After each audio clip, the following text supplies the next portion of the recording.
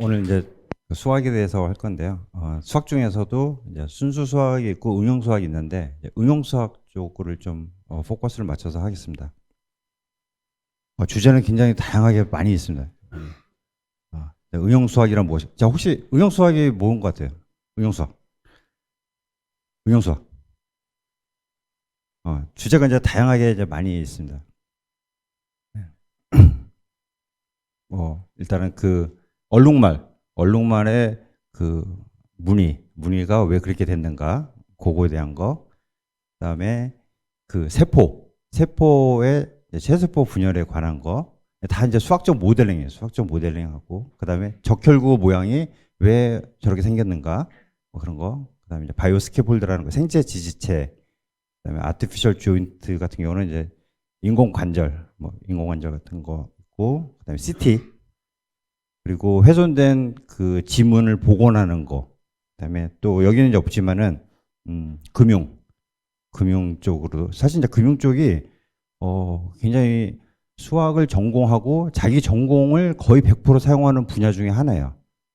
그래서 그게 그 자기 이제 대학 와서 뭐 영문학과 뭐 전공해가지고 꼭 영문 가는 건 아니잖아요. 근데 수학을 전공을 해서 자기 전공을 살려가는 것 중에 하나가 금융. 그리고 실제로 제 학생 한 20명 이상이 여의도나 그쪽으로 금융으로 지금 취업하고 있습니다, 실제로. 그리고 요즘 좀 핫한 이슈, 인공지능, 머신러닝에 대해서 거기에 이제 수학적인 게 뭐가 있는가, 뭐 그걸 할 건데. 그래서 자, 얼룩말의 종류가 되게 많아요. 굉장히 많이 있어요. 요 중에서 볼까요? 지금 한 3가지 종류만 한번 보죠. 자, 얘네들 3개가 다른 점 한번 얘기해 보세요. 뭐가 다른지. 크기? 무늬 관점에서. 간격이 얘는 촘촘하고, 얘는 여기는 좀 약간 촘촘한데 이쪽 부분은 좀 약간 좀 와이드하고, 그렇죠? 그러면 얘하고 좀 다른 점. 그렇지? 얘는 배에 무늬가 없어요. 배에 무늬. 그럼 아까 본 세모는 저 셋 중에 누굴까요? 사실 이 세모가 이 그랜트 지브라라는 종이에요. 그랜트 지브라. 여기 종이. 그래서 어느 순간 저게 궁금했어요. 저 무늬가 어떻게 저렇게 생길까? 이 지브라 모양은 다 말 모양인데 왜 저 모양 따라서 왜 저 모양이 생겼을까?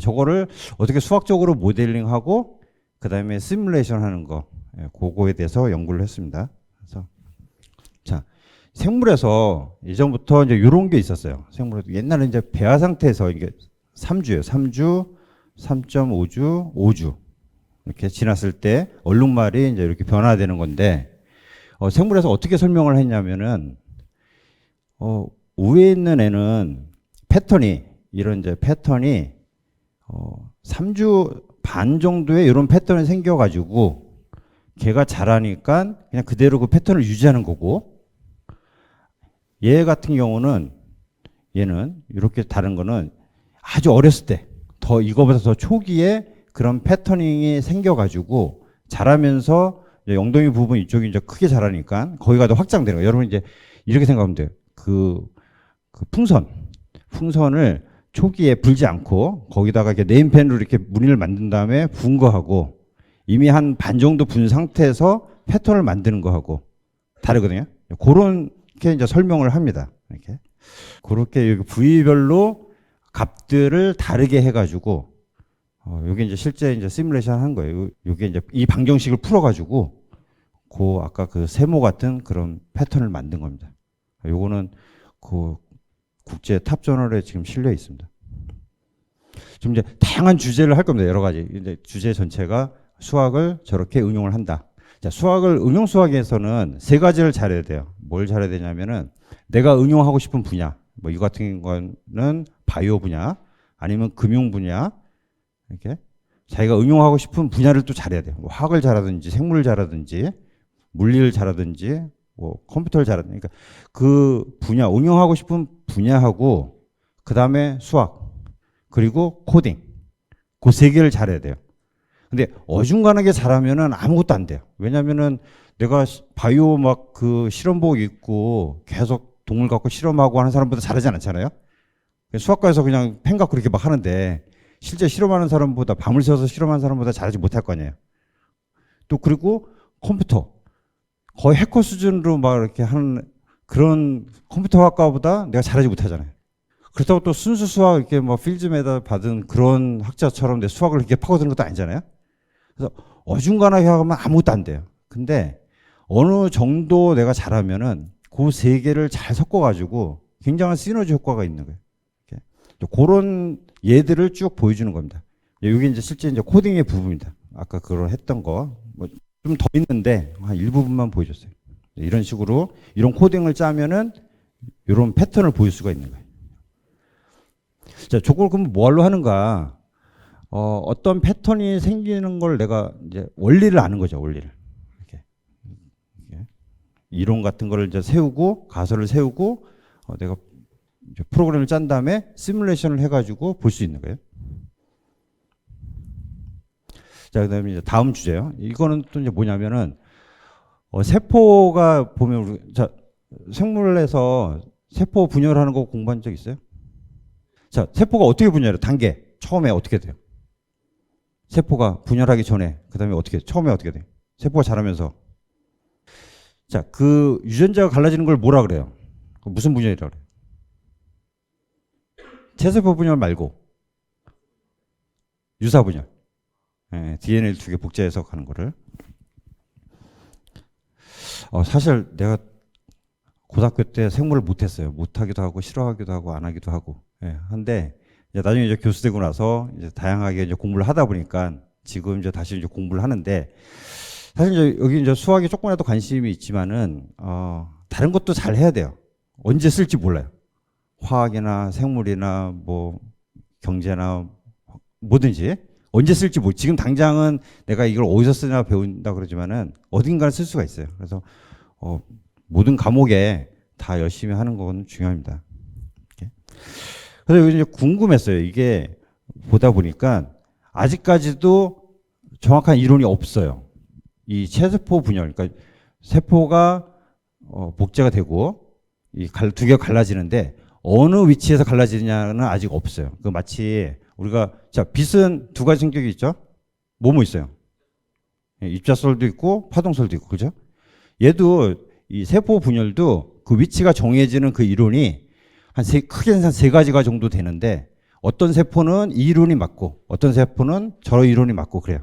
그래서 그거를 수학적으로 한번 해보고 싶어가지고 이제 모델링을 한 거예요. 어떻게 모델링 했냐면은 여기 이제 뭐 방추체가 이렇게 있으면 이제 시그널들이 이제 돼가지고 요 가운데가 갈라진다 이렇게 요 클리비지라 그래요. 그 세포가 이게 분열되는 그 위치가 정해지는 거를 그걸 어떻게 했냐면은 자 요거가 수학에서 좀 많이 본 방정식의 일부 같아요. 그렇죠? 뭐죠?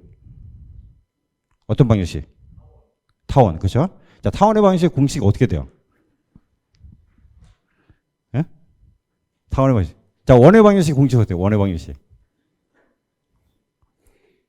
그래서 뭐 x제곱 플러스 y제곱은 r제곱. 그쵸? 원의 방정식. 그걸 이제 앞에 개수를 좀 바꾸면 이제 타원이 되죠. 타원의 방정식 그거 이제 요게 세포 요 벽이라고 보세요. 세포라고 보면은 이렇게 세포 바깥에 요걸 이제 타원으로 그렇게 이제 모델링 한 다음에 두 개의 에스터에서 거기에서 시그널이 이렇게 돼가지고 그 차이 길이의 차이가 거의 없는 경우 거기서 갈라진다 그렇게 이론을 만든 거예요.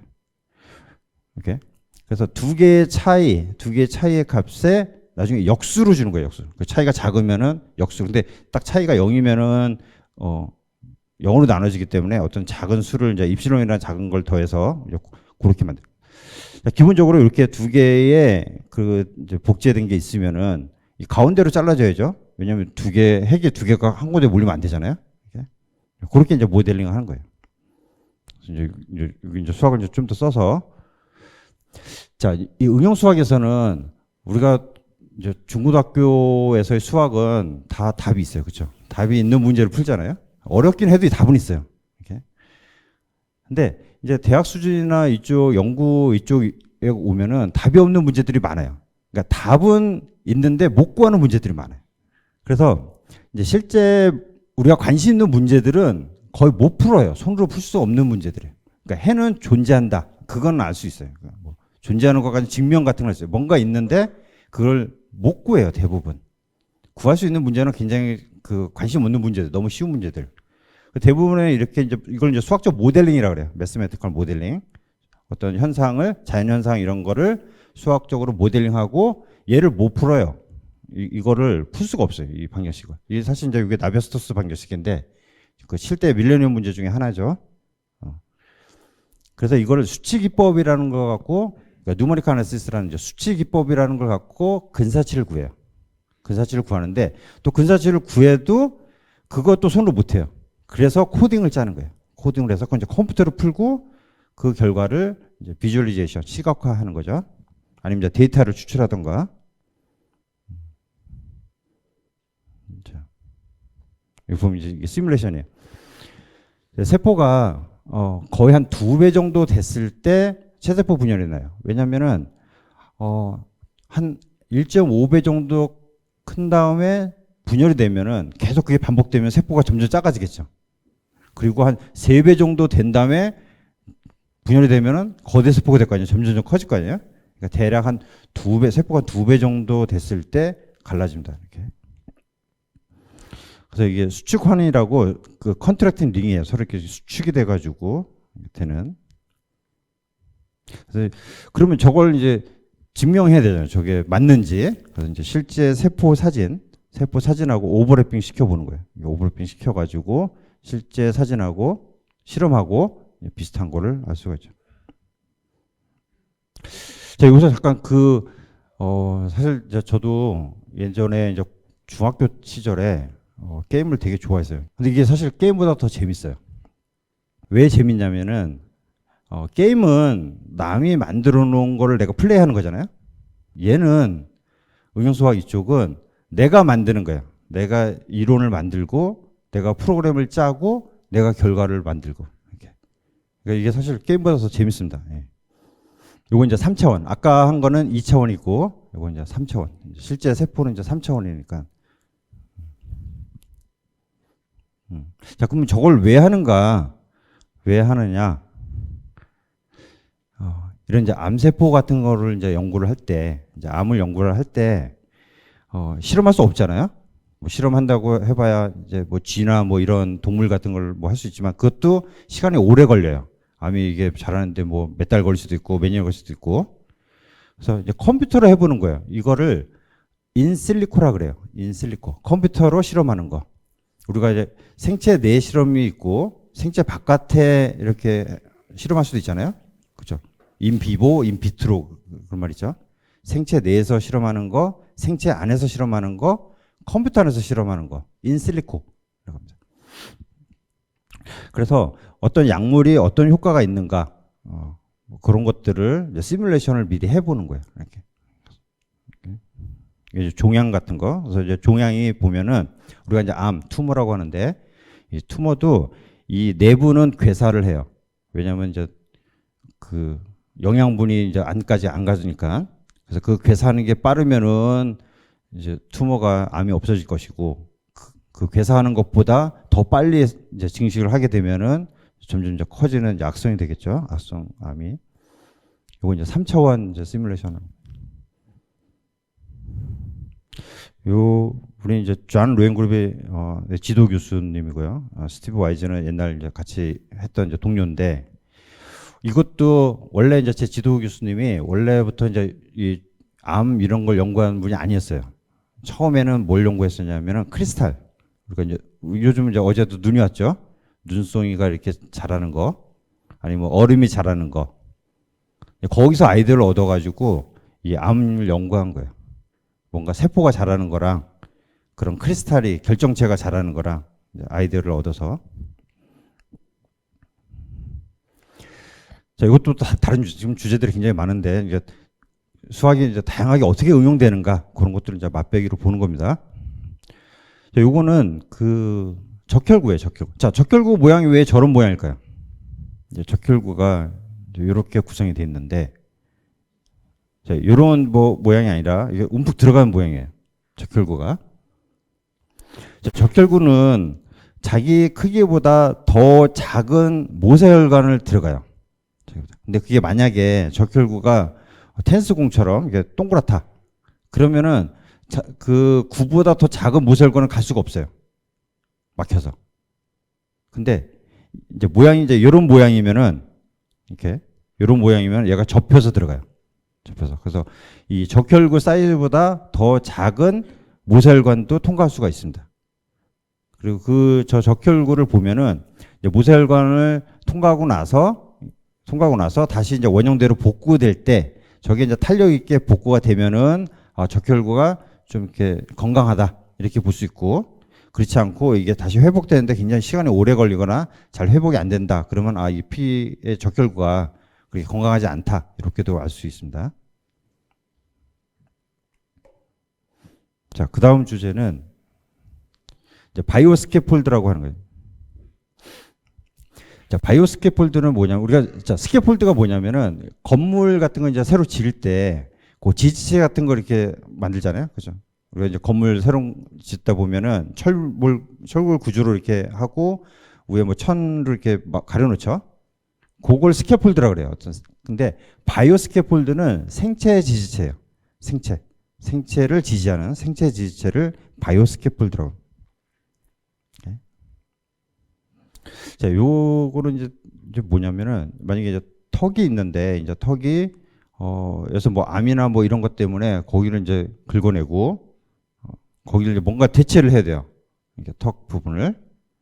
그랬을 때 이런 이제 지체를 만들어야 되는데 이제 그 CT나 이런 걸 찍고 이렇게 이제 손상된 부분을 이제 채워 넣어야 됩니다. 손상된 부분을. 이런 식으로 이제 캐드나 이런 걸 해가지고 만들고 이렇게 오래요. 이렇게 제작을 합니다. 요 제작을 한 다음에 이게 이제 실제 넣어가지고 이제 수술을 하는데 요걸 이제 생체 지지체라 그래요. 바이오 스캐폴드. 근데 얘의 특징이 뭐가 있어야 되냐면은 일단 잘 지지를 해야 돼요. 튼튼해야 돼요. 저게 너무 물렁물렁거리면은 나중에 수술하고 나서 자다가 이렇게 턱 이렇게 하면 쑥 들어갈 수도 있을 거 아니에요? 부서지거나. 튼튼해야 되고 또 다른 특징이 뭐가 있어야 될까요? 뭐 튼튼하려면 저거 그냥 그 쇠로 만들면 되겠죠. 티타늄 같은 거로 만들면 되잖아요. 튼튼하려면. 자, 또 다른 특징이 뭐가 있을까요? 그죠. 가볍고. 예.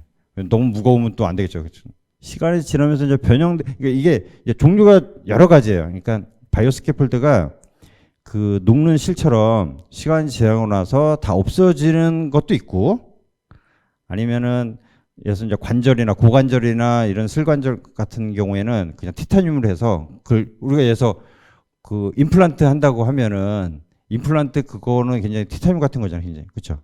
그게 시간이 지나서 없어지거나 녹아버리면 안 되잖아요. 그런 거는 계속 있어야 되고. 자, 임플란트 얘기가 나왔는데 의료용품은 기능을 따지는 거예요, 기능. 우리가 이가 치아가 빠져서 그걸 대체하는 거를 치아 모양과 똑같이 그렇게 만들어서 끼우는다고 해서 되는 게 아니잖아요. 그냥 빠질 거 아니에요, 그냥. 그걸 뭐 본드로 붙일 수 있는 것도 아니고 힘도 못 받으니까. 그러니까 씹는 기능. 그래서 임플란트 같은 경우는 그래서 티타늄 같은 나사로 이렇게 해가지고 안에다 이렇게 박죠. 턱에다가. 그리고 나서 이게 씌우잖아요. 그러니까 미관상 좀 괜찮으라고.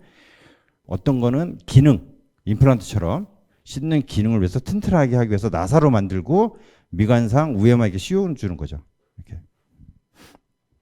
자, 이거는 일단 튼튼하고 가볍고, 그 다음에 여기가 나중에 이 뼈가 여기서 자라야 돼요. 뼈가 잘 자라게, 어떤 세포가 잘 자라게 만들어야 되고, 또 이게 그대로 있어도 되지만은 이제 자연스럽게 시간이 지나면 녹아서 없어지는, 그렇게 될 수도 있죠. 자, 스캐폴드 구조가 이제 이렇게 간단할 수도 있지만은 이제 수학을 이용해서 다양한 그런 구조를 만듭니다. 이렇게. 그러면 이제 이런 면으로 하면은 이제 가볍게 만들 수도 있고 튼튼할 수도 있고, 예, 거기에 이제 세포가 또 잘 자라게 할 수도 있고. 그래서 얼마나 튼튼한가 만들어 보고 이제 힘을 줘 보고 이런 이제 스트레스 같은 거 어디에 힘이 많이 받는가 이런 것들을 이제 계산을 하게 되는 거죠. 이런 식으로.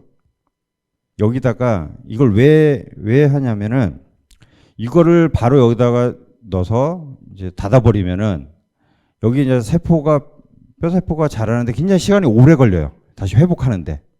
그래서 이걸 미리 미리 자기 그 세포를, 뼈세포를 여기다 이식을 해가지고 실험실에서 먼저 배양을 한 다음에 어느 정도 자라게 한 다음에 시술을 하면은 뭐 6개월 걸릴 그 회복을 뭐 석 달로 줄일 수도 있고 2달로 줄일 수가 있겠죠.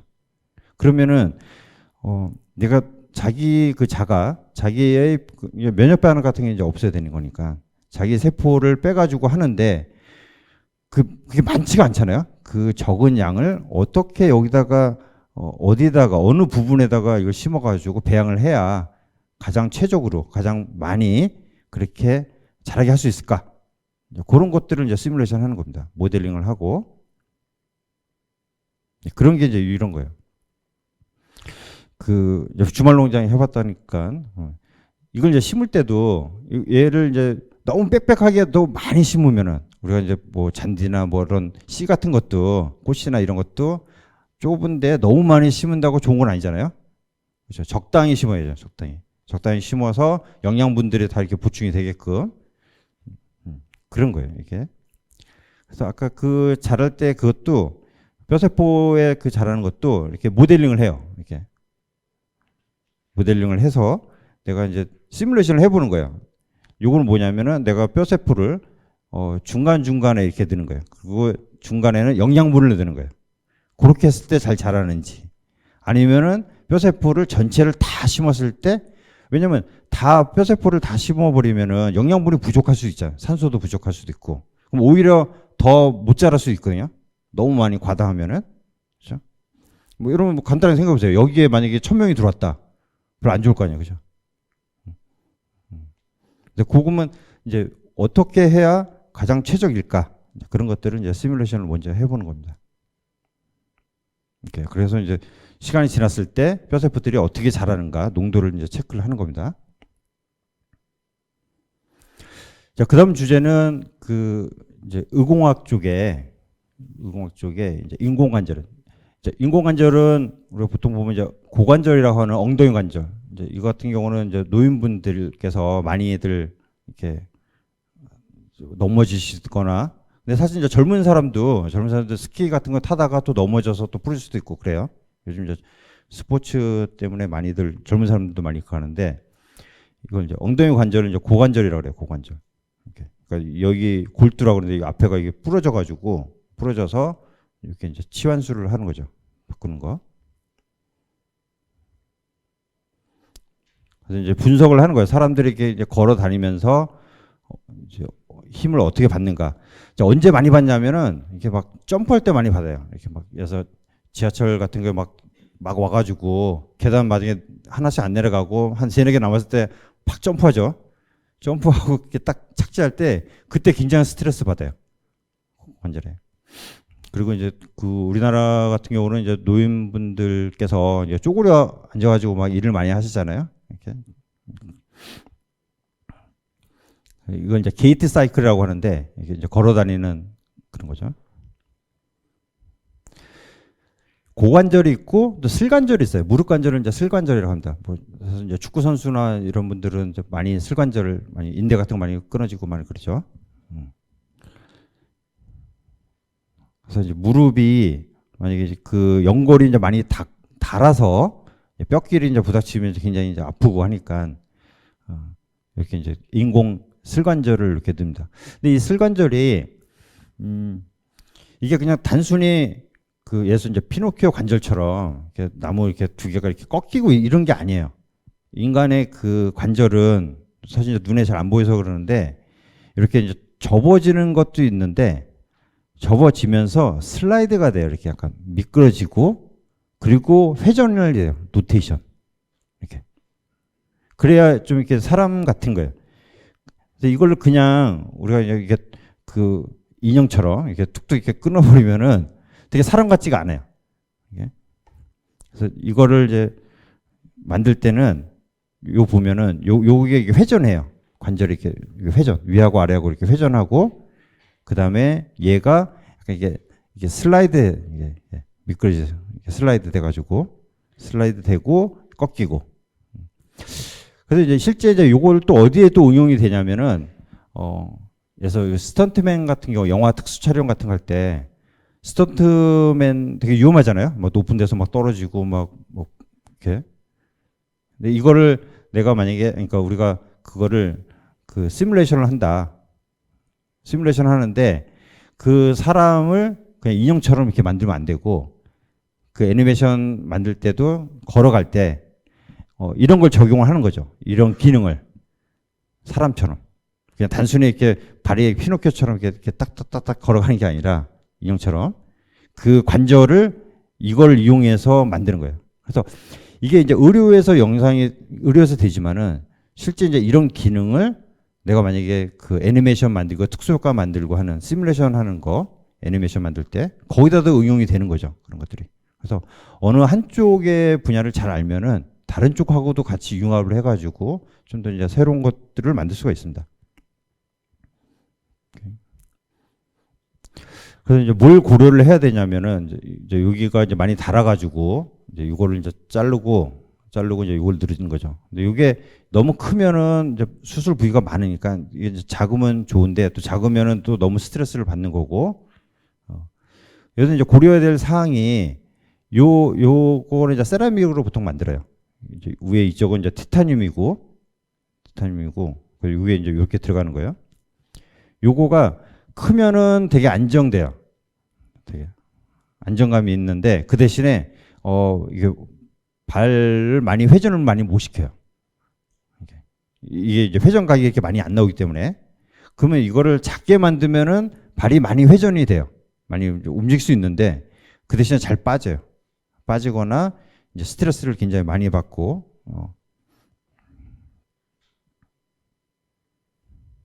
그래서 이제 요거를 그걸 만들기 전에 미리 이제 시뮬레이션을 해보는 겁니다. 이렇게 요걸 이제 격자라고 하는데 메쉬 이렇게. 보통 이제 게임 같은 거 하면 게임 캐릭터가 다 이런 걸로 만들고 있죠.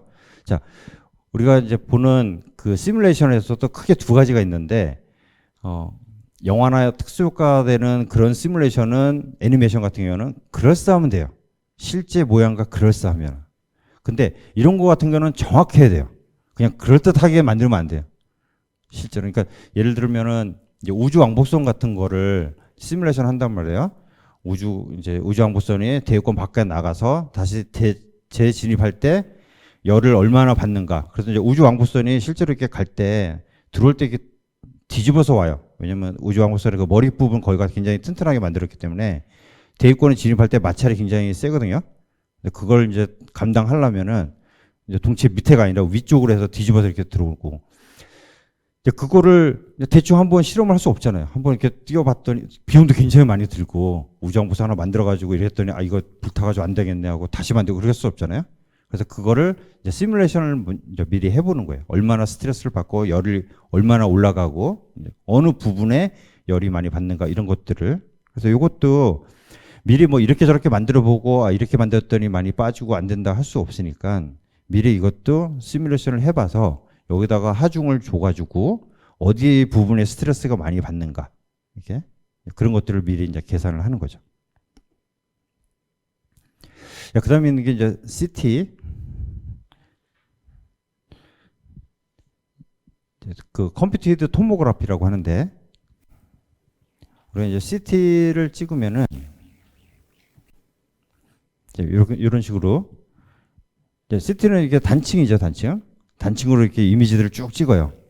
근데 우리가 이제 보고 싶은 거는 3차원으로 보고 싶어요. 이렇게 이런 식으로 이제 3차원 모양을 보고 싶단 말이에요. 그러면 이게 그 단층으로 이렇게 다 찍은 거를 이미지 세그멘테이션이라고 하는데 요 하나하나 찍은 거를 이렇게 만들어요. 이렇게 이제 빨간 거를 이렇게 보면은 처음에 이렇게 됐다가 얘들이 이제 줄어드는 거예요. 줄어들어서 얘 이렇게 피팅이 되는 거죠. 이렇게 딱 이렇게 맞게 이런 식으로 자동으로 하는 거예요. 요거를 하려면은 요 방정식 요걸 풀면 돼요. 요 방정식 푸는 건데 기본 원리가 뭐냐면은 이 원이 그 줄어들어요. 이렇게 쭉. 그래서 이제 고무밴드 같은 거를 이렇게 고무줄로 한다고 하면 이렇게 줄어들 거 아니에요? 이게 줄어들고 그러면은 그 다음에 여기서 줄어드는 거는 이렇게 원래 물체가 없는 부분들을 이렇게 다 줄어들게 됩니다. 줄어들어서 나중에 이제 이렇게 만들어져요. 그래서 CT를 이제 찍고 CT를 찍으면 단층 사진이 나오고 그 단층 이미지들을 각각을 이미지 세그멘테이션이라고 이렇게 각각 이미지를 이렇게 만들어요. 자, 그러면은 저 만든 데이터를 가지고 이제는 이제 3차원으로 만들어야 돼요. 3차원으로 요 이미지를 가지고 이렇게 만드는데 그 만드는 방법이 여러 가지가 있는데 그 중에 하나가 뭐냐면은 자, 이미지 인페인팅이라는 거예요. 인페인팅. 자, 이미지 인페인팅은 뭐냐면 지금 왼쪽 그림 보면 이렇게 막 훼손돼 있죠? 이 훼손된 거가 이렇게 복구됐어요. 자, 어떻게 복구됐을까요? 한번 그림 보고 한번 보세요. 어떻게 하면 저렇게 될지. 혹시 뭐 포토샵이나 뭐 이런 거 해본 적 있어요?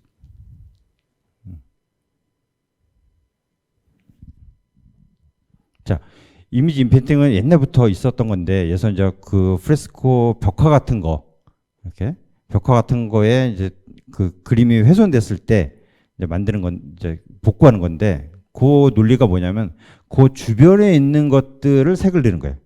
훼손된 거 주변에 있는 것을. 그 훼손된 거 주변에 있는 걸 이렇게 넣다 보면 이런 식으로 되는 거예요. 그래서 이 아이디어를 보면 이제 이런 거죠. 바코드처럼 생겼는데 검은색, 흰색, 검은색이 있는데 이게 회색으로 훼손이 됐어요. 이 훼손된 걸 어떻게 복구하냐면은 그 주변에 있는 색으로 채워넣어요. 검은 거 되고 하얀 거 되고 검은 거 되고 하얀. 그래서 이런 중간 단계를 거쳐서 이렇게 복구가 되는 거예요. 이렇게. 그러면은 요거를 아까 그 CT 이미지 이렇게 있었잖아요. 각각. 그러면 이게 그냥 촘촘하게 처음부터 다 찍으면 되지. 왜냐면 이제 시간도 많이 걸리고 그래서 거기에 이제 방사선이나 뭐 이런 것들이 몸에 그렇게 좋은 게 아니잖아요. 그걸 너무 장시간 쏘이게 되니까 CT 이미지 찍을 때는 중간에 한 10개 정도 건너뛰고 찍어요. 중간중간. 중간에 많이 찍지만 그래도 건너뛰는 거예요. 그 해상도가. 그래서 그 해상도 그 중간에 빠진 거를 이 아이디를 써가지고 채워 넣는 거죠. 그러니까 요 각각이 CT 이미지라고 보면은 이렇게 CT 이미지는 그 중간의 데이터를 위아래에 있는 걸 가지고 채워 넣는 거예요. 이렇게. 그래서 이제 충분히 더 많은 이미지를 얻는 거죠. 자, CT 이미지에서 처음부터 많은 걸 얻지 않는 이유는 일단 시간도 오래 걸리고 두 번째는 거기에 이제 방사선이나 몸에 안 좋은 것들이 너무 장시간 노출되면 안 되기 때문에 빨리 이렇게 찍어야 되잖아요. 자, 그러면 이제 우리가 이제 많이 알고 있는, 자, 이게 뭐예요, 이거? 내분점이에요, 내분점. 그죠? 예? M 대 N으로 내분하는 거. 그러니까 이 응용수학은 아주 굉장히 막 복잡한 아주 고난이도의 수학을 쓰는 게 아니에요. 가장 간단한 거지만은 그 간단한 걸 적절하게 쓰는 거. 그게 중요해요. 자, 이걸 보면은 요게 이제 예를 들어서 중간중간에 이게 CT 이미지라고 보세요. 여기 한 10개 정도가 비었어요. 저 빈 거를 이제 채워 넣어야 돼요. 그런 문제라고 보면은 요거를 다시 쓰면 이제 이렇게 되는데 요거가 이제 중간중간에 우리가 CT로 통해서 얻은 이미지 데이터예요. 우리 목표는 중간을 채워 넣는 거예요. 그래서 아까 했던 내분점 요거를 이용해서 중간을 채워 넣을 수 있어요. 첫 번째 단계로. 근데 저게 부족해요.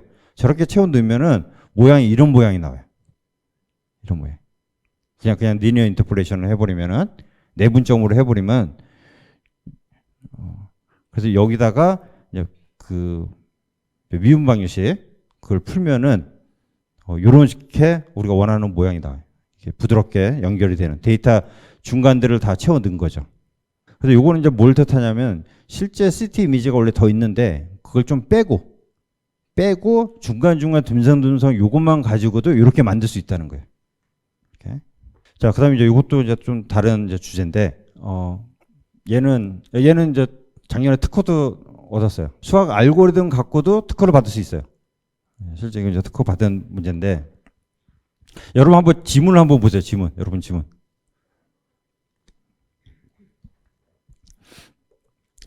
자, 여기 이제 지문인데 지문이 약간 훼손됐어요. 그래서 뭐 이건 이제 범죄 현장에서도 이제 사용할 수 있어요. 어떤 거냐면 이제 쪽지문 같은 경우 이제 범죄 현장에 지문이 남았는데 다는 없어요. 일부분만 남은 거예요. 그래서 뭐 청테이프에 뭐 이렇게 조금 남았다든지 그 쪽지문 그러니까 조각 지문이죠. 조각 지문을 갖고 원래 지문이 어떻게 생겼는가. 그거를 이제 유추하는 거예요. 이것도 이제 아이디어인데, 이렇게 원래 지문이 있는데 여기 훼손됐어요. 훼손된 걸 복구한 거예요. 이것도 이제 수학 방정식을 써가지고 했어요. 어떻게 했느냐. 요건 이제 요 부분을 확대하면 이렇게 돼요. 이렇게 안에 부분에 훼손이 됐어요. 없어요. 그럼 요거를 어떻게 채워넣는가. 그럼 이게 이제 시간이 지날수록 이렇게 채워지는 거 같죠. 이게 이제 방정식을 풀어서 이게 시간이 지난 여러 번 풀어가지고 나온 거예요. 이렇게. 그 아이디어는 뭐냐면은 이것도 그 주변에 있는 데이터죠. 요 주변에 있는 데이터를 이용하는 거예요. 그러니까 훼손되지 않은 그 주변에 있는 데이터를 이용을 해가지고 이렇게 복구하는데, 이게 이제 아이디어가 어디서 온 거냐면은 그래서 꼭 수학만 잘해서는 안 돼요. 다른 분야도, 이건 이제 화공에서 온 거예요. 화공에서 그 공중합체라고 블락 코폴리머라는 거가 있어요. 우리 생활 속에 뭐 그 플라스틱이나 뭐 하여튼 그런 이제 물질인데, 걔 물질이 이렇게 모양이 나와요. 이거 미로 모양처럼 이렇게. 그런 특징이 있어요. 이거는 지문이 아니에요. 지문이 아니고 이건 물질이에요. 블락 코폴리머라는 화학 물질. 화공과에서 이제 많이 쓰이는 이제 그런 물질인데, 그 보면 이렇게. 그래서 여기 보니까 지문하고 비슷한 거예요. 모양이 비슷했고, 제가 이제 미국에 있을 때 이제 화공과에서 연구원으로 좀 있었는데, 거기 이제 화공과 이런 거를 시뮬레이션 하는 쪽이 있었어요. 그래서 제가 한 게 요거를 컴퓨터로 시뮬레이션 하는, 모델링 시뮬레이션 하는 거 있었고, 그 예전이죠. 지금부터 거의 한 20년 전에, 그때 이제 연구원으로 박사 받고 나서 연구원으로 하면서 했던 거가 이거였어요. 작년에 이 지문에 대해서 뭐 이렇게 쭉 하다 보니까 이 비슷한 거예요, 모양이. 그래서 훼손된 지문을 복원하는데 이 방식을 써보자. 그런 겁니다. 그래서 이제 아이디어가 저 방정식이 모양이 약간 지문 모양이잖아요. 기본 패턴이. 그래서 요 훼손된 부분에다가 저 방정식을 푼 거예요. 풀고 요 근처에 있는 인포메이션, 정보를 쓰는 거죠. 자, 그러면 이 수학이 파워풀한 게 뭐냐면은 지문 이거 AI로도 돼요. 수많은 데이터들을 학습을 해가지고, 지문 데이터를 학습을 해가지고 AI로 복구할 수 있어요. 근데 수학은 요 이미지 하나만 갖고 복구할 수 있어요. 그 이미지도 다 필요 없어요. 요 주변 요 칠한 거 요것만 갖고도 요걸 복원할 수 있는 거예요. 그러니까 그게 수학의 파워예요. 그러니까 요즘 뭐 물론 그 머신러닝이나 이쪽도 굉장히 지금 성장하고 무궁무진한 발전도 있지만은, 그 수학도 그렇다고 해서 지금 현재 있는 그런 클래시컬한 전통적인 그런 방법을 그냥 이건 이제는 더 이상 필요 없다가 아니라, 예전에 있었던 그 옛날부터 내려온 그 축적되어 쌓아온 그런 것들을 잘 접목시키면은, 그렇다고 해서 인공지능 안 써가 아니라 인공지능이랑 또 같이 쓰면 되잖아요. 같이 이 수학 이거랑 인공지능이랑 같이 하면은 기존에 그 인공지능으로 막혔던 거를 수학을 이용해서 더 한층 더 나갈 수 있는 거죠. 이렇게. 그래서 이것도 그러니까 생활 속에서 그걸 계속 보는 거예요. 평상시 때 다른 그런 화공이나 이런 데서 응용했던 거를 여기다가 접목을 시킨 거죠. 그래서 이것도 저널에 지금 퍼블리시가 됐고요. 작년에 특허도 받았습니다. 이게 등록됐어요. 자, 특허는 여러분 상식적으로 알면 좋아요. 특허는 그러니까 출원이 있어요. 출원. 우리가 이제 어떤 뭐 인터넷이나 뭐 사면은 뭐 그 광고할 때 출원, 무슨 특허 출원, 그거 아무것도 아니에요. 그거는 그냥 신청했다는 뜻이에요. 등록이 진짜예요. 등록이 특허가 된 거를 등록이라고 하고, 출원은 그냥 신청만 한 거예요. 이건 이제 등록된 특허입니다. 이거는. 자, 한 이제 두 가지, 이제 마지막 주제 이제 두 가지 남았는데요. 요거는 사실 이제 좀 실제적이라서 좀 추가를 했어요. 왜냐면 실질적으로 요즘 이렇게 이 공부하는 학생들이 많아요. 특히 이제 대학원 쪽도 석사로 해서 이쪽 금융 쪽으로 실제 이제 취업도 실제 되고 있고, 제 학생들도 요즘도 이제 계속 공부하려고 오고 있고, 예, 이건 좀 실제적인 거라서 좀 추가를 했습니다. 이건 이제 뭐냐면은 이제 ELS라고 하는 건데 사실 좀 안 좋은 것도 있어요. 이게 어쩌면 약간 도박은 아니지만은 이제 투자니까 요즘 이제 홍콩 지수가 요즘 이제 많이 막 떨어져 그 관심 있는 학생은 모르겠는데 뉴스 보면은 신문에 내는 거 보면은 이제 홍콩 지수가 뭐 떨어져 가지고 이제 홍콩 지수에 이제 그 바탕을 둔 상품이에요. 금융 상품. 이제 그게 이제 떨어져서 일반 투자자들이 원금을 뭐 다 잃어버린다든지 뭐 그런 가능성이 있다. 뭐 이런 식으로 해서 뉴스가 이제 계속 나옵니다. 우리가 이제 이거 하는 거는 상품이에요. 지금 실제 팔고 있는 상품이에요. 요거를 적정 가격, 기대값을 구하는 거를 수학을 이용해서 합니다. 얘를 우리가 이제 로또 하나 하면은 로또의 기대값 구할 수 있잖아요. 로또 그냥 대략 감으로 기대값이 얼마일까요? 로또 1,000원짜리 하나 사면은 기대값이 얼마? 대략 그냥 찍어서 얼마 정도?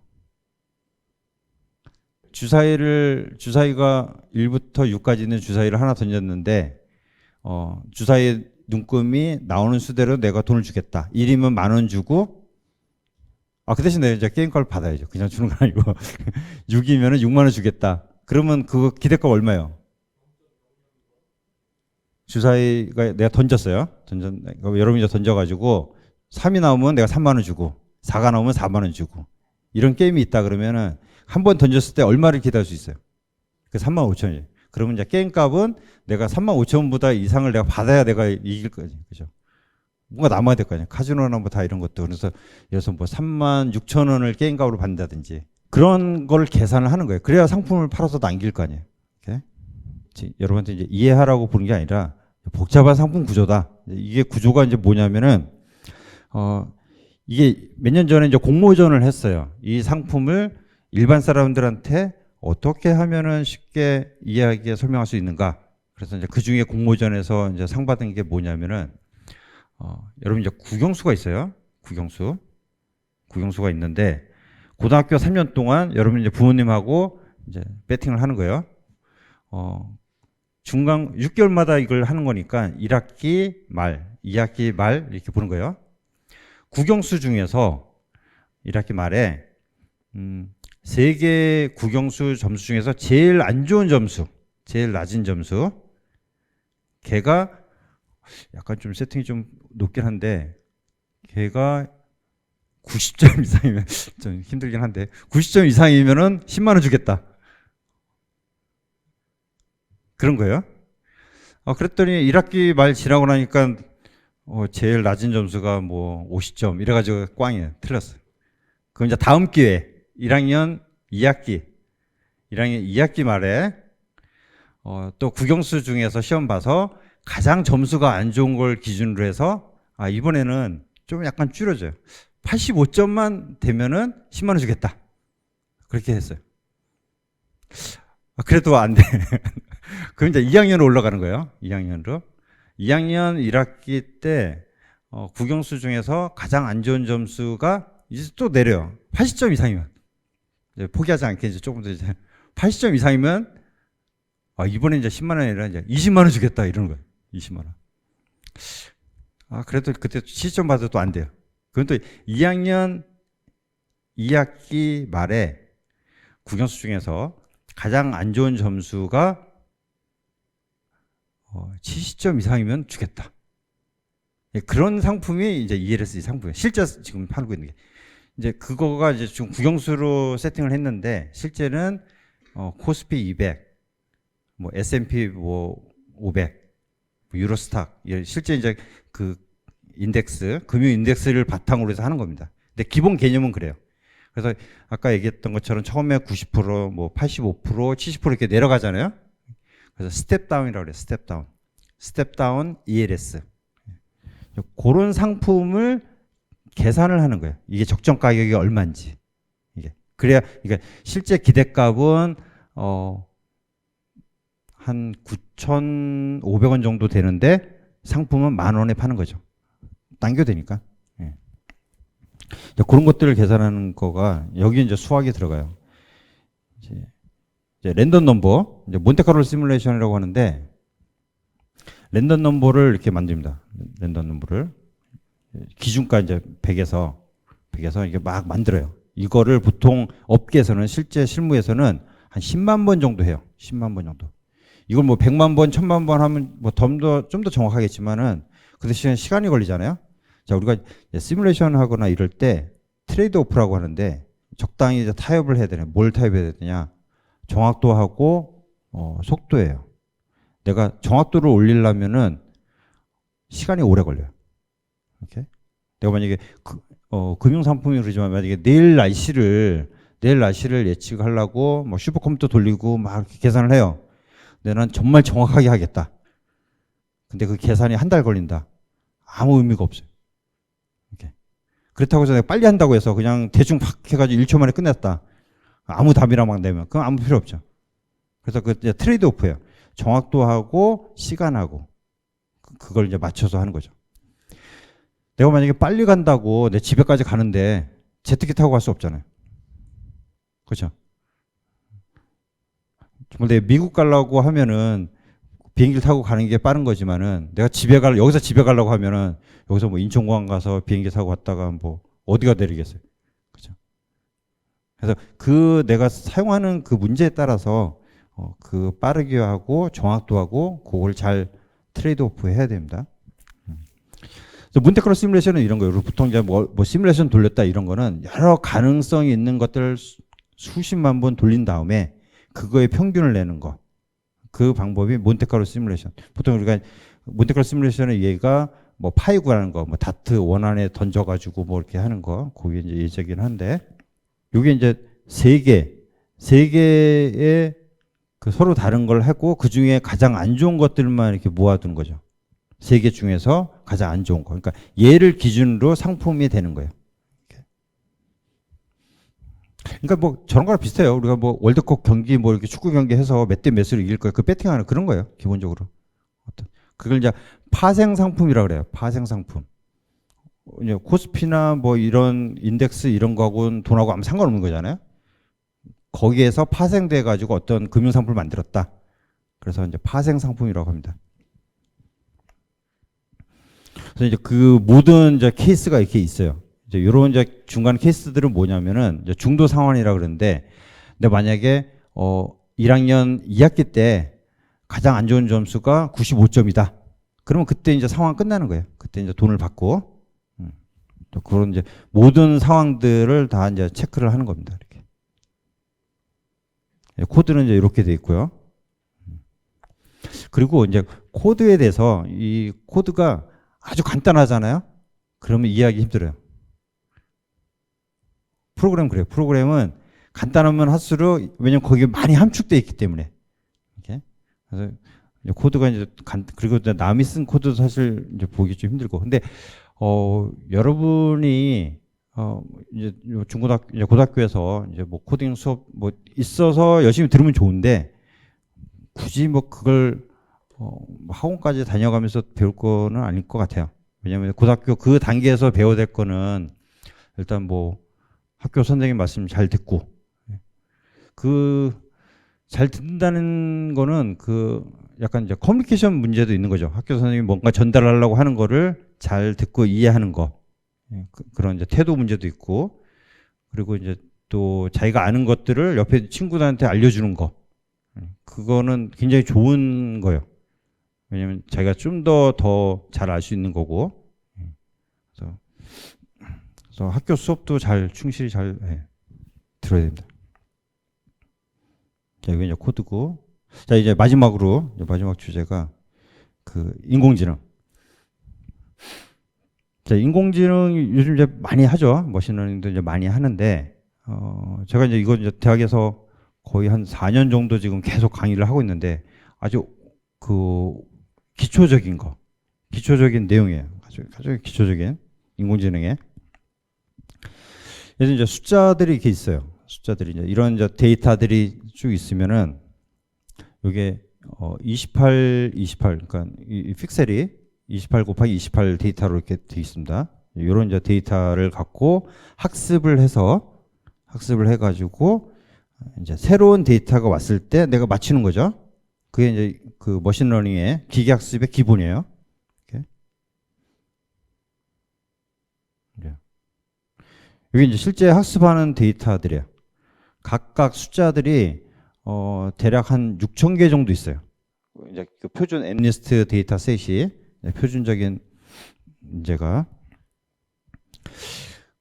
근데 여기도 만약에 지금 이제 시간이 없어서 그런데 사실 그 종이 한 장에다가 여러분 0부터 9까지 적으라고 하잖아요.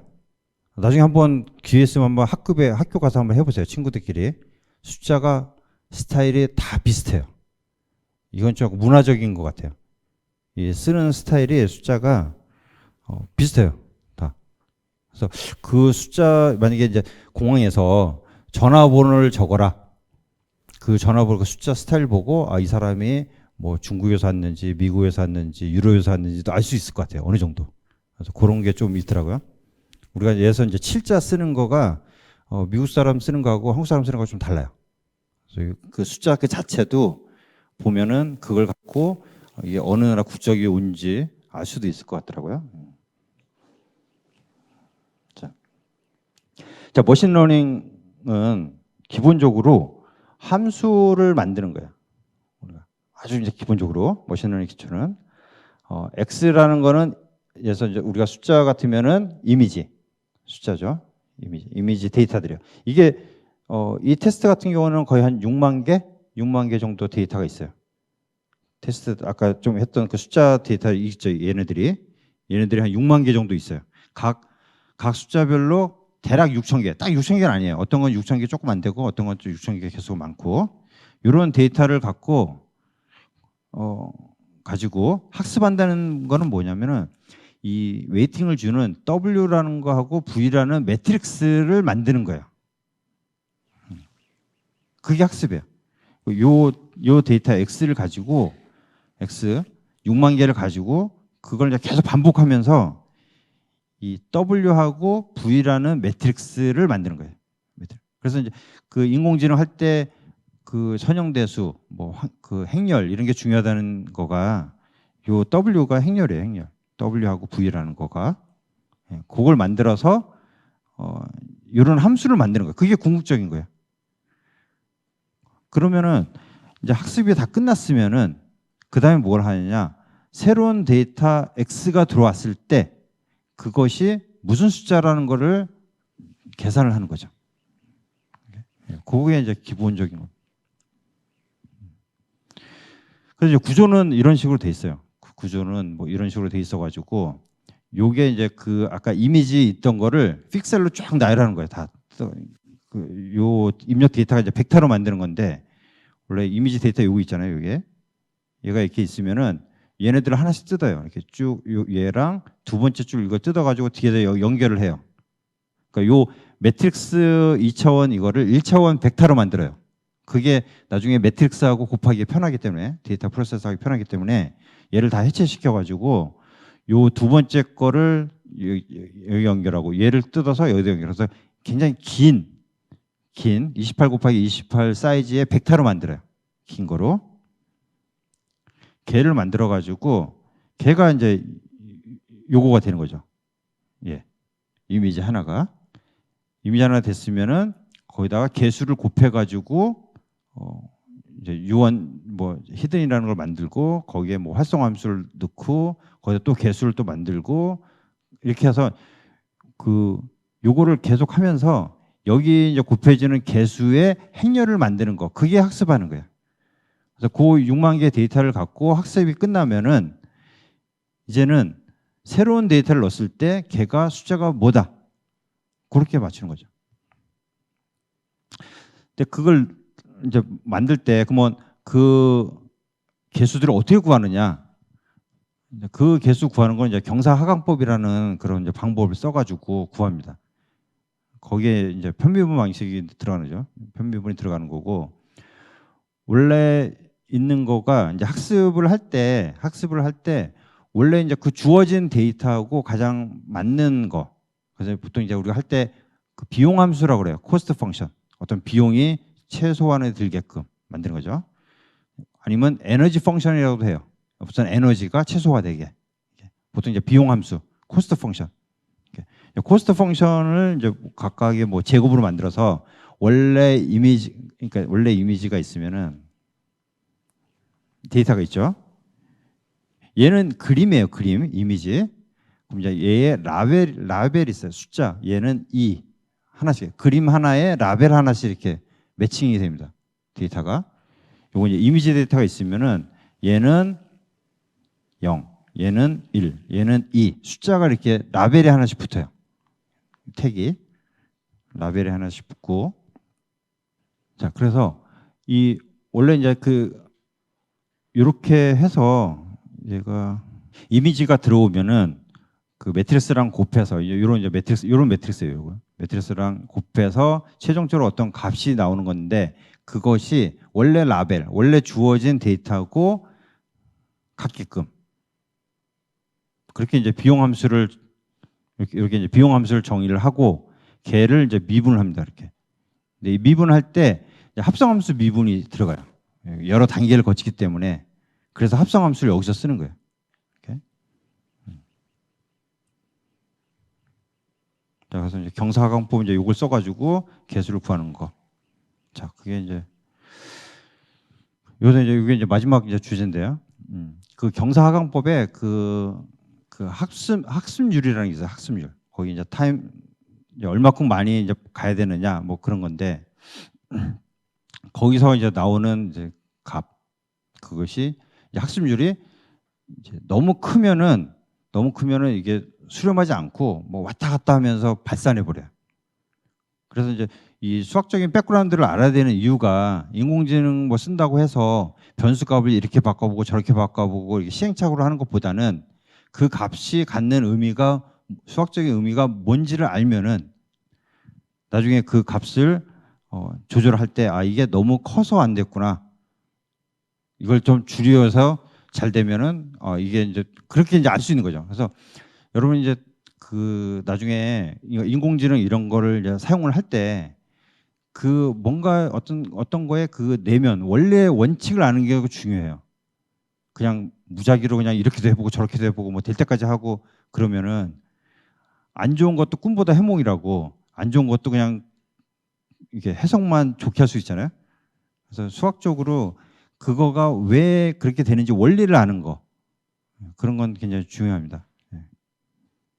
자, 이거 이제 2차원으로 해서 기본, 이게 이제 비용 함수예요. 어떤 파라미터가 값이 최소값을 갖는데 그걸 이제 찾아가는 과정은, 예를 들어서 이제 이게 산이라고 하면은 산을 이제 뒤집어 놨을 때 어떤 위치에서 가장 빠르게 밑에까지 내려가는가, 그거는 이제 미분이 가장 큰 쪽으로 내려가는 게 이제 가장 빠른 거죠. 자, 여기까지 전체적으로 다양한 주제를 했는데, 그래서 뭐 하나 뭐 조언하자면은 그냥 물론 이제 지금 뭐 수능이 뭐 전체 전국인 학생들이 다 봐야 되는 거라서 공정성이나 뭐 난이도나 이런 거잖아요.